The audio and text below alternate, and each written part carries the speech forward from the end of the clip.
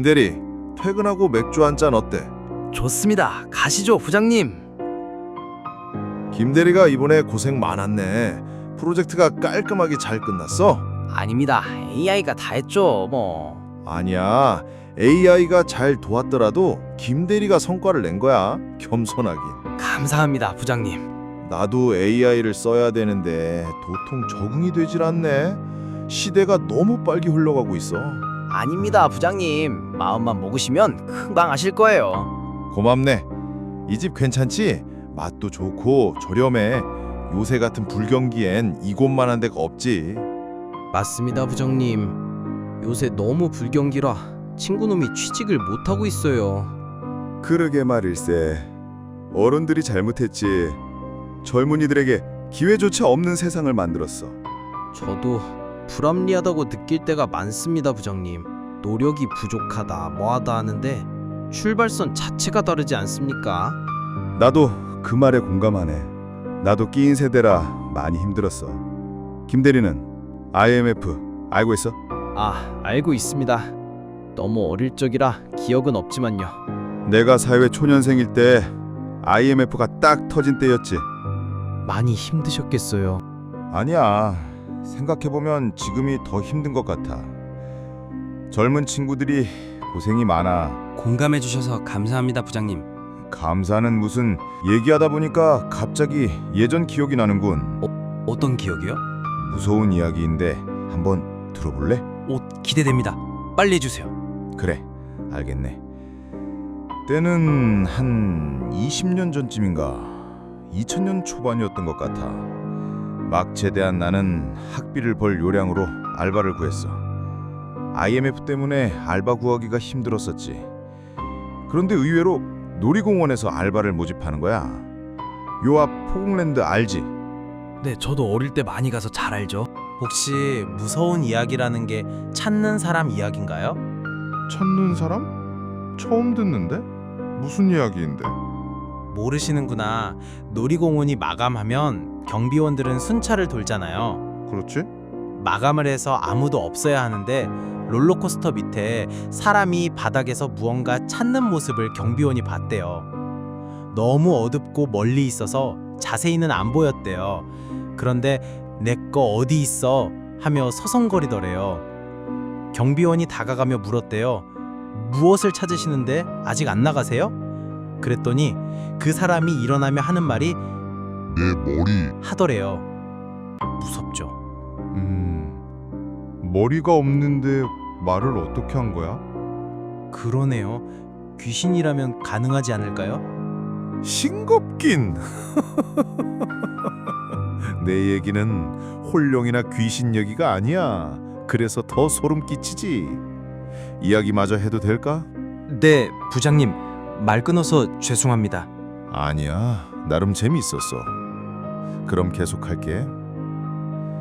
나는 운 좋게 놀이공원에 청소로 취직했어. 요새는 친구끼리도 가고 그러지만 그 당시엔 가족들과 오는 게 국룰이었어. 가격도 비쌌으니까. 불경기인데도 주말엔 항상 사람이 많았지. 아마 힘들어도 가족들과 함께 즐겁게 시련을 이겨내는 듯한 그런 느낌이랄까. IMF 때문에 삶이 너무 힘들어서 그 당시엔 사람들이 많이 죽었어. 극단적인 선택을 많이 했던 시대야. 나라 자체가 휘청이니까 안 좋은 뉴스들은 매스컴에 잘 나오질 않았어. 지금처럼 시청률이 미쳐서 아무 기사나 내보내던 시대는 아니었지. 놀이공원만은 불경기를 싹 잊게 해주는 장소였어. 행복한 가족들을 보면 나까지 힘이 났거든. 선임도 잘 만나서 일하는 게 즐거웠어. 그 일이 일어나기 전까진. 아마 그때 디지털 카메라가 유행을 시작할 무렵이야.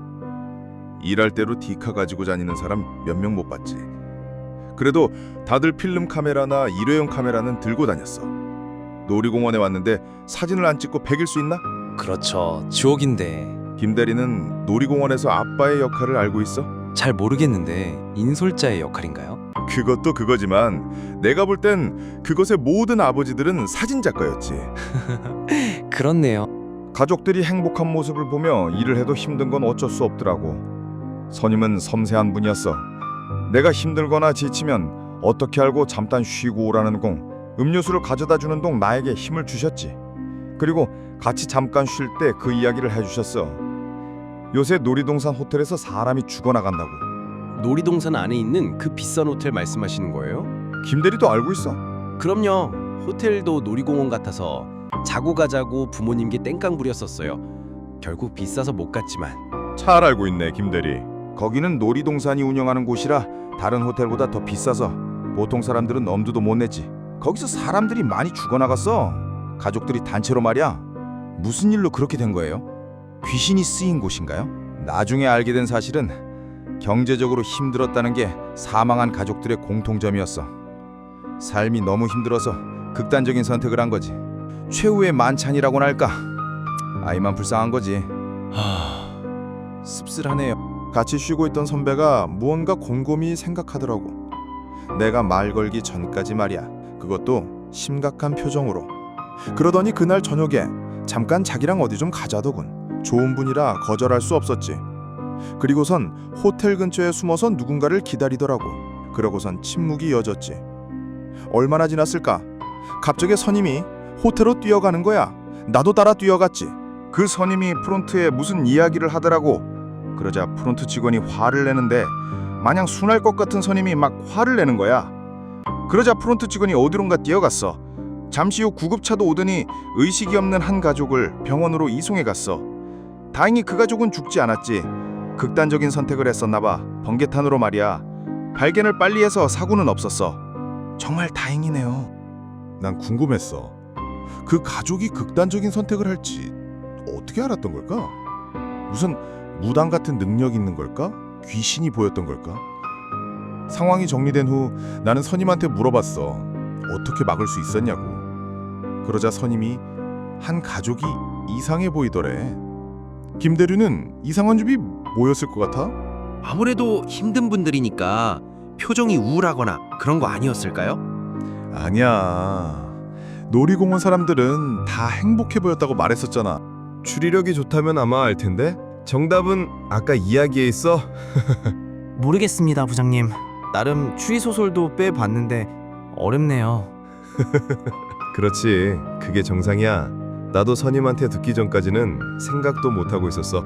궁금해요, 부장님. 빨리 말씀해 주세요. 나도 김대리랑 같은 생각으로 선임한테 물어봤어. 놀이공원 사람들 다 행복해 보이는데 어떻게 안 좋은 선택을 할 가족인지 알았냐고 말이야. 그랬어요? 자꾸 한 가족이 눈에 걸리더래. 나도 같이 쉴 때 봤던 가족이었지. 그러자 선임이 한 이야기는 충격이었어. 저 가족만 카메라가 없었어라고.